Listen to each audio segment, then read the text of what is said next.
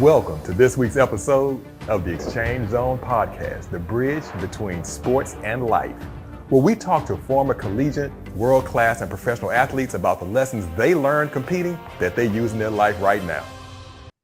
Hey, welcome back to this episode of the Exchange Zone podcast. You know the Exchange Zone where this baton goes from one teammate to the next, to the next, to the next until it crosses the finish line. And in the Exchange Zone, we don't drop the baton. Because when you drop the baton, you can't win the race because you can't complete the race because you've been disqualified, and champions don't drop the baton. We have a champion with us today, a dynamic human being. I'm so excited to have Ross with us. If you don't know him, you will find out about him today. Ross Bernstein, welcome to the Exchange Zone. Oh, thank you, my friend. It's so good to see you, and I'm honored to be a guest in your show. This is really fun. Well, thank you. We know you are one of the busiest people in the world, and we don't want to waste their time. We're not going to waste your time. We just jump right into things. So, Ross, being a former athlete, kind of tell us a little bit about your athletic background, how you got into sports. What sports did you play? What did you end up, you know, uh, uh, what sports did you play, and what did you enjoy about sports? Sure. So my path is very non-traditional. In high school, I grew up in a small town in southern Minnesota, so I played everything. I got to play varsity football, baseball, and hockey as a freshman in high school. You know, both ways in football, because that's how it is in a small town. You need warm bodies, and I still got to play golf and tennis and do other stuff because in a small town you get to do it all. In college, I had offers to play football and hockey, but I chose to just attend the University of Minnesota. I walked on to play hockey. I lasted about 5 minutes. I got cut, and I wound up becoming the team mascot, Goldie the Gopher. So I technically became a cheerleader. So I was a part of the cheer squad, which was really fun. I was the only dude in that squad. I was one of the girls, as they say, which was pretty fun in that particular squad. But it was that was my path, and I'm not like you as a big time track and field guy, but it was the life lessons. I think are the same. You learn being part of a team and the responsibilities, and I had a blast cheering for guys like you. Well, everybody has a role in sports. Everybody has their thing. And cheer, mascot, I don't care what it is. If you're at the collegiate level, there's some dedication, there's some commitment, there's some things that you Yeah. have to do that you just aren't aware of. But what about if you did all those sports, there's something about sports that you enjoy. What is it about sport or that whether it's just whatever it is, I don't want to pin you into a hole. What is it about sports that you enjoy that made you say, you know what? I checked the wrong person on the ice, but I still want to stay involved. You know, growing up as a kid in a small town, that's all there is to do. I mean, sports was it. That was your social circle, all your friends. That's what all the parents did. Yeah. You just did it. And I didn't like my parents didn't come to all my games. They didn't care. It was just that's just what I didn't do it for others. I did it because I loved it. I loved playing and competing and seeing my buddies and who could be better that day and just right. It was like for you learn that on the playground as a little kid in school. You just want to compete. And it's later in life, it's the same thing. Now you can't play football later in life, but I still feel very competitive playing golf. I'm a Okay. runner. I've run a dozen marathons. Wow. I still really enjoy playing hockey when I can, when I'm not traveling. So I think there's a lot of things. I have friends that still play competitive baseball. It's you kind of learn, but it's interesting now as a sports journalist. I've written about 50 sports books. I've kind of made my career in sports, interviewing thousands of athletes and coaches. And I would say that to your point, that what do players miss the most post life as an athlete isn't the athletics, it's the locker room. It's Yeah. that camaraderie. It's that feeling of just being one of the boys or one of the girls where you can have that same kind of smack talk and feel like a little kid out in the playground again. So anytime you can revert back to that, I think that's a pretty cool thing.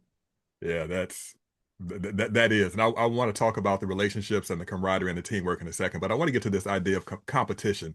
Uh, we don't compete anymore, not at that level, not with that kind of thing. You talked about golf, but what are some things now in life that scratch that competitive itch, that gets your blood going, get your heart pumping? What are some things you do now Well, That gets me. you and I are both professional speakers. For your audience, James is an amazing speaker. Please hire him immediately.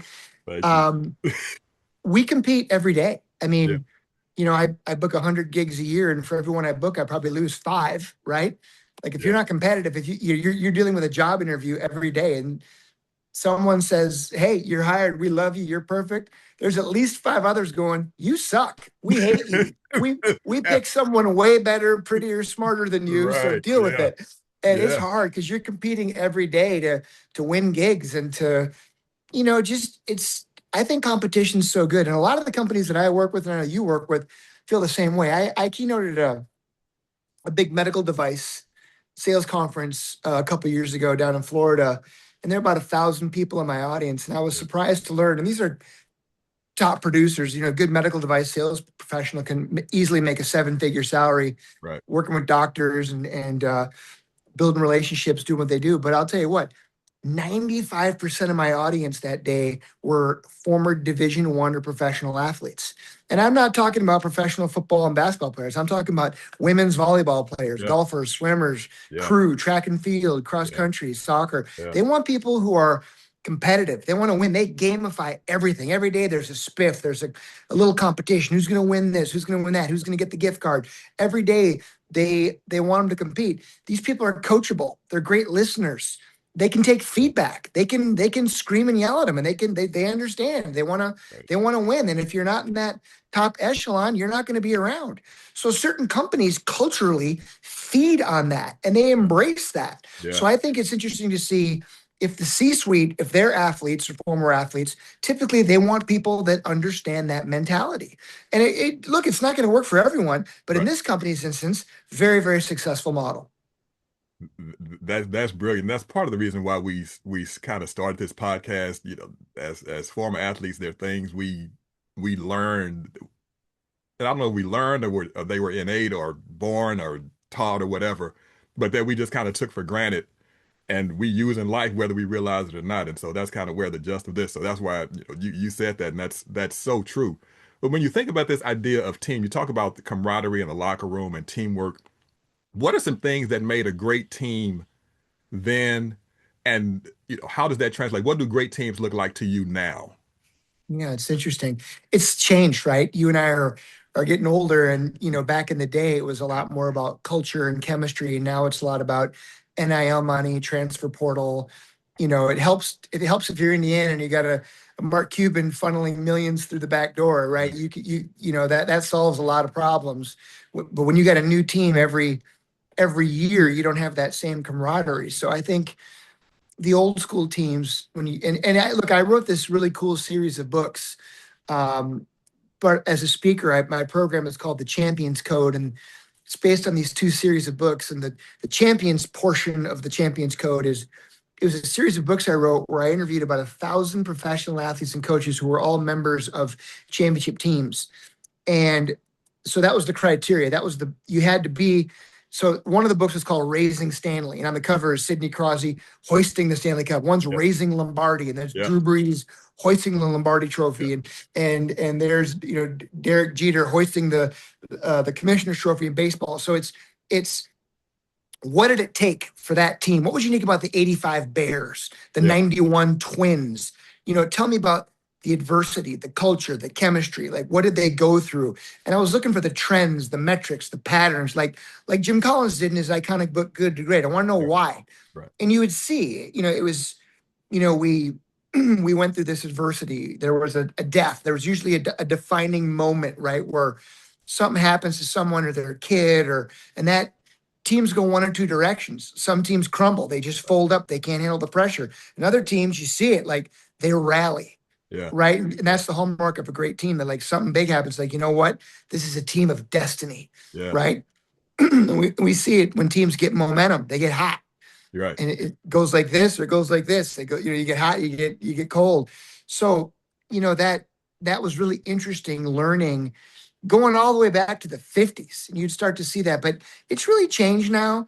It's in college football now, there's going to be like two super conferences with 30 teams, and they're going to just tell the NCAA, get out of here. We don't need you. And Right. And that's no longer college sports. Those guys are professionals. Yeah. So if you want to watch college sports, you're gonna have to go see your son play at a little school in Austin Yeah. and root for those Division II, Division III kids, or Yeah. right. That's amateur sports now, Right. because it's not fair and equitable what football and basketball players make when you look at women's hockey players or softball players. It's just Right. not equitable. So Right. they've completely screwed it up. And as a lifelong sports person, as a working member of the media for the past 25 years, I just think it's ridiculous. So I know we're going down a rabbit hole that you didn't want to go down, but I think that's a big part of it now. It is. And with that though, the toothpaste is out the tube now. I don't know how you get it back. I don't know how you Right.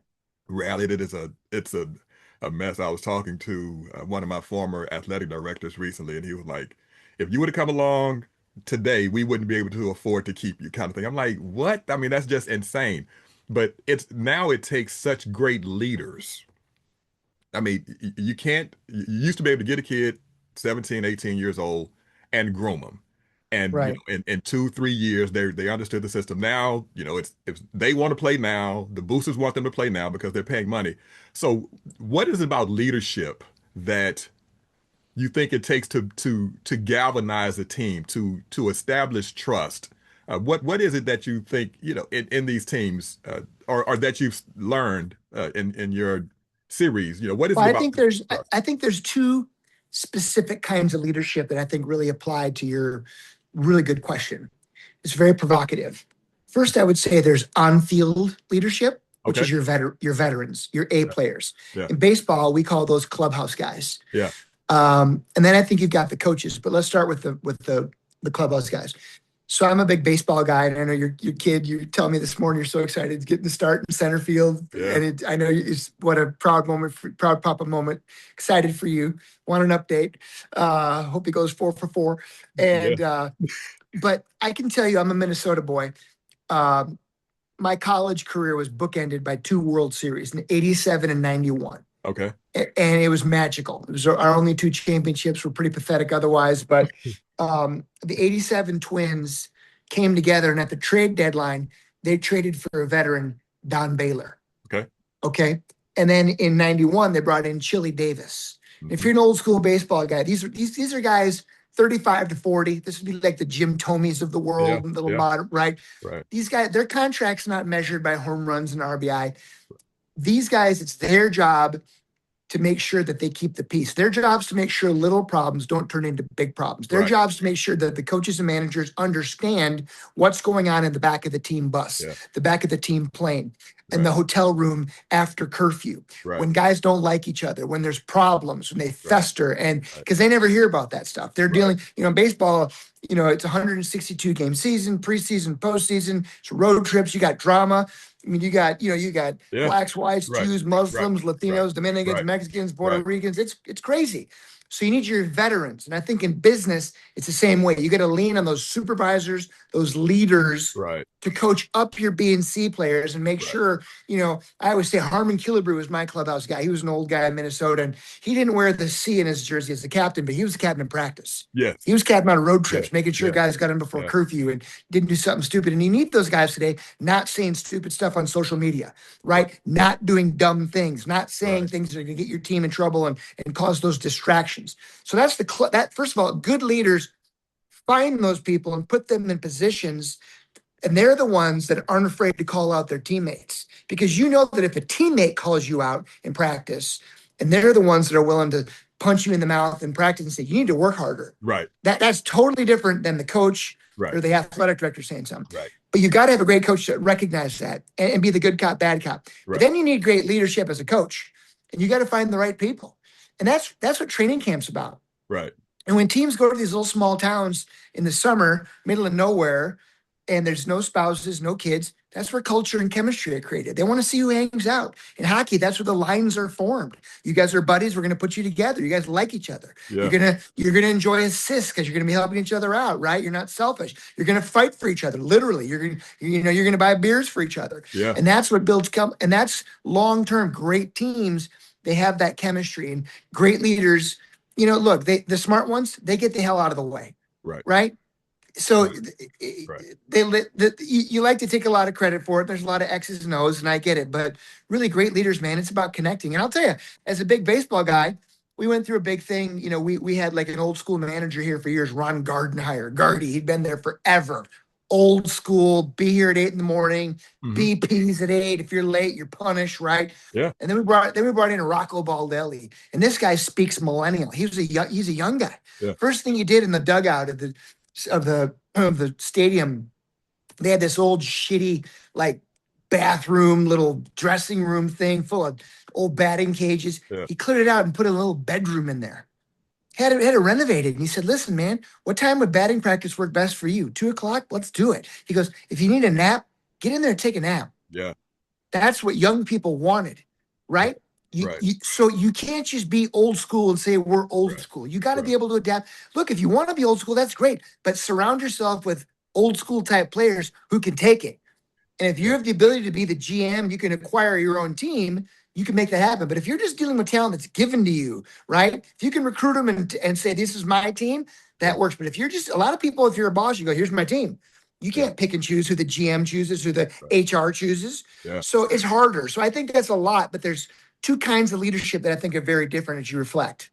No, I love that because leadership is not necessarily title, and title is not Yeah. necessarily leadership. Yeah. The thing I like about team stuff is the team votes on the captain, and so they can wear the C. But then there are people, those veterans, who can understand and adapt and say, "Hey, this is what we need to do. I may be a little longer in the tooth, or I may not be as good, but I understand chemistry." And I wrote this cool book called Wearing the Seat. Yeah. And I interviewed 500 captains. And it was interesting because there's no one right way to lead. Right. Some of them are they're rah-rah guys and they're cheerleaders. Some of them, they want to put it on them as, when they're 21 years old and this is the future of the franchise. Some like Scott Stevens for the New Jersey Devils, old, didn't say a word. He didn't speak. He just look at you. And if That's you it. weren't, and he just, and if you were slacking off in practice, he'd level you.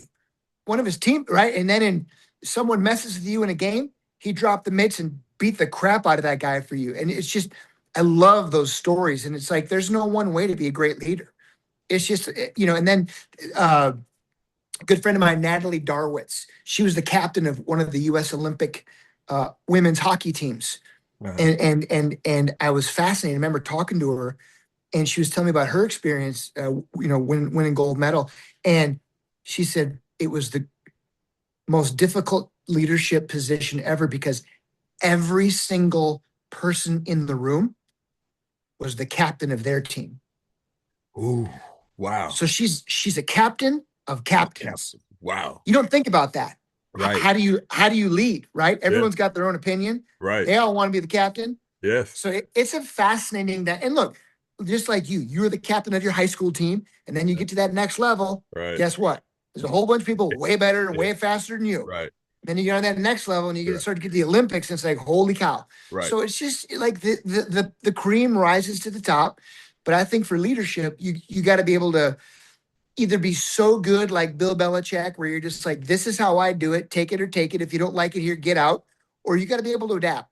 And with kids now, with Gen Z, Gen Alpha, you got to be able to wear a lot of different hats, and you got to be a counselor, a cheerleader, a mom, a dad, a psychotherapist, a disciplinarian. You got to wear a lot of hats today. It's someone. Nick Saban used to say, if you want to be a great leader, sell ice cream. That's easy. Yeah. Right. Right. Absolutely. So in these teams, in this leadership stuff, I mean, we have to learn how to motivate. Uh, and so what happens? What are some things you do? You're a successful, highly successful CSP Hall of Famer. I mean, Thank you. international, all the accolades that come in the speaking business. I'm a huge fan. So I've said it private. I'm gonna say it. I'm a huge, huge fan. I just thank Thank you you. for the time we met in Tennessee. But when things aren't optimal, when things aren't going like they should go, Yeah. what are some things you do to right the ship, to get yourself back going? Yeah. Yeah. We get in slumps, right? You need a slump buster. Maybe when you were back in the day when you were playing, maybe you didn't change your underwear for a month. Whatever that you Yeah, just get, yeah, you just yeah. start thinking, hey man, this is working. I ain't gonna change anything, Yeah, right? absolutely. And when it's not working, I kept two everything in my bag. Right. Because if it didn't go right, everything changed. Yes. Okay. Everything, it's karma, juju, you call it whatever you Yeah. want, man. You just looking for like Joe Boo, you gotta sacrifice a chicken, like in Right. the movie Major League. Yeah. Yeah, look, we all went through this as professional speakers when COVID hit, right? And Yeah. if you're old school, you dealt with it with 9/11 or whatever, fill in the blank. There's been all kinds of things that have happened over the years, but I think we all had to learn how to go virtual. All our business fell off the table. Um, I can tell you personally, I've been going through reinvention right now. I got diagnosed with stage 4 cancer several months ago, and I've made it public. It's something I'm dealing with, and I've had to reinvent myself. I've lost a massive amount of business um, because of my health. Yeah. But I'll tell you what. I'm a hustler, so I've been working, and I've been on the shelf for a couple months. Had my first in-person big boy event with a big Prudential group in Atlanta a couple days ago, um, and I'm back. And I'll tell you, in the 2 months I took off, I can tell you I booked almost um, about 35 gigs. I booked in that stretch because I was thinking about it. You get to a point in business and you're like, it's kind of easy. You sit back and the phone rings and I'm available. You get to that point, just like you, and you're a really good runner. You're like, I don't need to go to the pre-qualifiers. I don't need to, like, I'm good. I know what I can do. Yeah. But then it's taken away from you and you physically can't go. And you go, you know what? I better start making some damn phone calls. Yeah. I better start making some meaningful emails. I better reach out. I better get creative and put some deals together Yeah. because that's what got us to this point. So, I pride myself on doing 100, 120 gigs a year. And, last year I took a haircut, did about 80, which is still really good. But I think this year I'm going to get back to 80, maybe more. I don't know. It's hard. But you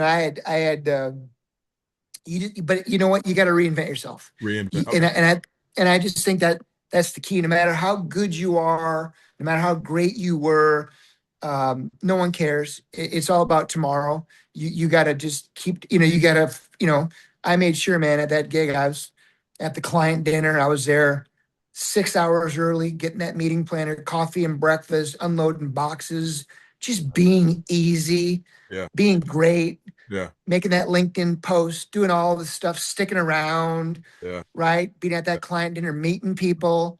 And then you walk out of there with 5 business cards and you go, okay, now you got momentum, Right. right? A Right. couple have already booked. Yeah. And that's what this business is. It's referrals, it's friendships, Yeah. it's karma, it's doing the little things. And Yeah. sometimes we all need a good kick in the ass to get reminded of those things. So no one's gonna pity me for my problems. I'm gonna get through it. I'm tough. I've got a great attitude, but like shit happens. So you Yeah. just deal with it. Yes. That's all we can say right there is yes. A couple more questions, Ross, then we're gonna get out of here. If you could give advice to your younger self, or for those younger, we might have some younger audience uh, listeners listening, what would you say? What is something you know now that you didn't know then that could help us? Hmm. Ah, I'll go with advice for younger people. If it was me, I've got too many things to tell myself. Okay. Okay. Too many yeah. But I think for young people, there's this stigma. They get, kind of stereotyped that they don't want to work hard and do things. And I've got a young daughter out of college Yeah. now, start getting her first job, and we're adulting, we're learning. It's people at that stage of life. You're a little bit behind me, but you're there.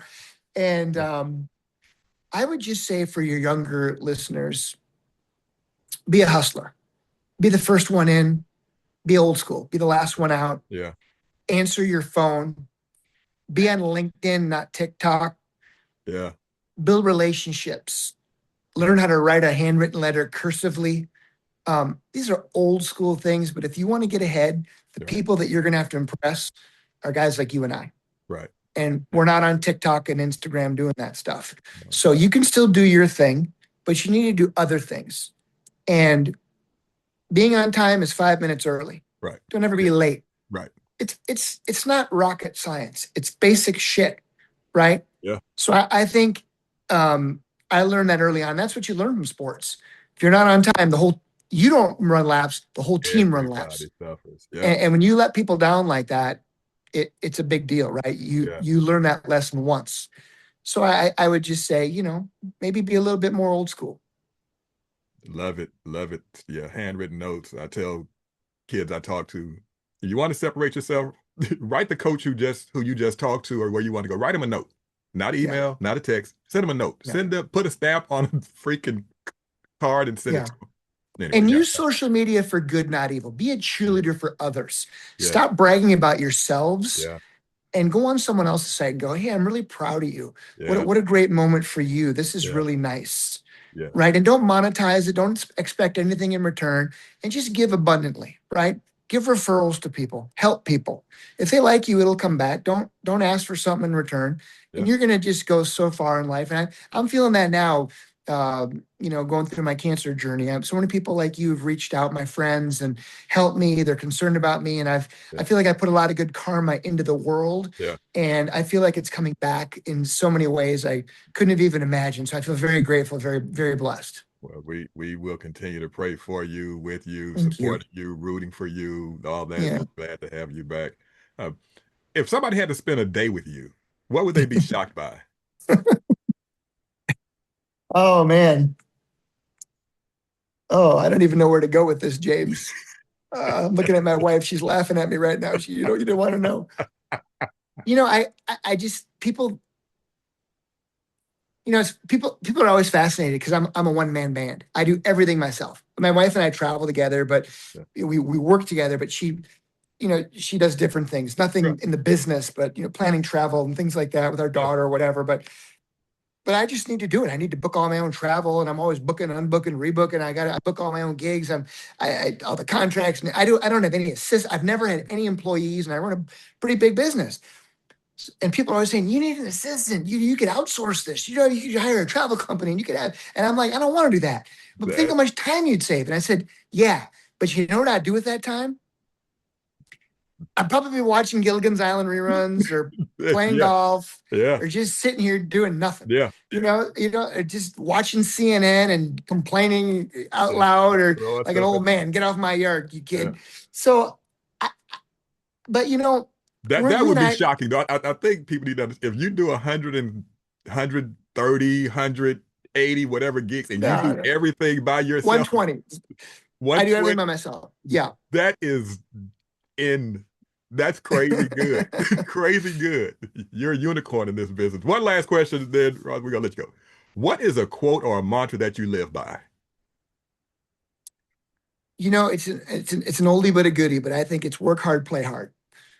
And I just think there's just, and I really try and do that. When I'm on the road, I like to go see my friends. I work really hard doing what I do. And then I travel really hard. My wife and I live on the road in great hotels and oceanfront places. Next week, I'm speaking in Las Vegas and we're flying to Santa Barbara. We're going to do some hiking. And then I got a gig up in Central California. We're going to hike the San Joaquin Valley. Then we're going off to Monterey. We're going to bike 17-mile drive and we're going to see friends. And then that's what, right. And then we enjoy the ride. Yeah. And I just think life is short. It's hard. So if you do, money doesn't buy you happiness. It buys you freedom to make choices, say no to things you don't want to do, and to really live your best life. And you don't realize how important that is when you realize how important your health is, right? When all of a sudden someone says, maybe you don't have great health. So my advice is really nothing's guaranteed, man. We could all get that call, right? This is what's going on. So enjoy the ride, be purposeful. Know that what you do has purpose. Like what you and I are lucky, James. We work with people all the time. They hate their jobs. You and I are so lucky. We get to go help people and we get to Right. talk and travel and talk about sports, things we're very passionate about. Yeah. So I never take that for granted. Well, thank you, Ross. Again, we're praying for you, praying with you, wishing you the best luck. Thank you, my I'm a friend. huge, huge, huge fan of yours. Likewise. I just appreciate your time, your kindness, what you bring to the world. We need more Rosses in the world. I know the world would be a better place. Ross, if you Thank can think you. of anybody in your list who needs to be on this podcast or who would love to be on this I'm podcast? gonna call up my buddy Walter Bond, who's I Oh, know man. you're a fan of. Walt No, was playing basketball at the University of Minnesota when I was trying to play hockey. So when I got cut, I was rooting for Walt. I saw him last week in Miami. I'm gonna call Walt. He's gonna be great for you for and the I've show. seen pictures of you all playing golf. And one day I'm going to be in the picture. I'm a Yes, golf fan. let's do it. We'll do it at Influence in Austin this year in July. Let's do it. I'm with it. Hey, Rob, where can people Yeah. find you? We want to support you. Where can people Oh. locate you? I'm on LinkedIn. That's my only social platform, and I've got a website. It's just rossbernstein.com. Go buy all of his films. His No, I'm books not are here to sell. amazing. I'm not here to sell, but I'm just here to support you, my friend. Well, Yeah. Ross, we appreciate you.